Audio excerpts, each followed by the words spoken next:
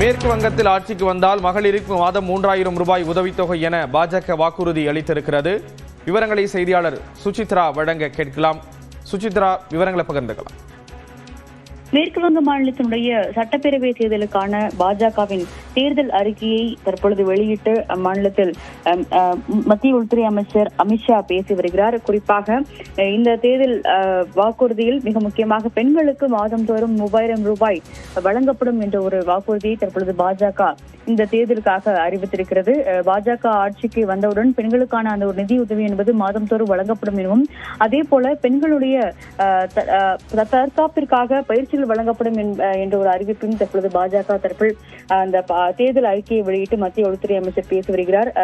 துர்கா சுரக்ஷா குழுக்கள் ஏற்படுத்தப்பட்டு self defence, அதாவது தற்காப்பு குழுக்கள் என்பது பயிற்சி வழங்குவதற்கான அந்த ஒரு குழுக்கள் ஏற்பாடு செய்யப்படும், அந்த பயிற்சி முழுமையாக வழங்கப்படும் என்ற ஒரு அறிவிப்பையும் தற்பொழுது பாஜக தங்களுடைய அந்த தேர்தல் அறிக்கையில் குறிப்பிட்டுள்ளது முக்கியமாக பார்க்கப்படுகிறது.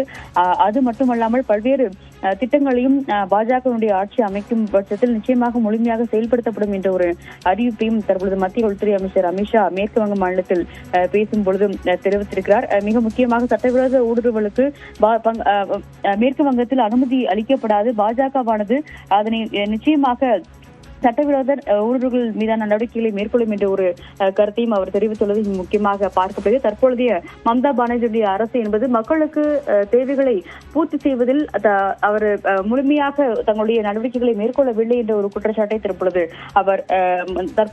மம்தா பானர்ஜி மீதான ஒரு குற்றச்சாட்டாக முன்வைத்து தற்பொழுது தேர்தல் அறிக்கையும் அவர் வெளியிட்டுள்ளது முக்கியமாக பார்க்கப்படுகிறது. இளைஞர்கள், பெண்கள் உள்ளிட்டோருக்கான பல்வேறு நலத்திட்டங்களை மத்திய அரசு தொடர்ந்து செயல்படுத்தி வருவதாகவும், ஆனால் அதை மாநிலத்தில் மம்தா பானர்ஜி அரசானது செயல்படுத்தவில்லை என்ற ஒரு குற்றச்சாட்டையும் தற்பொழுது மத்திய உள்துறை அமைச்சர் அமித்ஷா கொல்கத்தாவில் பேசிய பொழுது தெரிவித்துள்ளார்.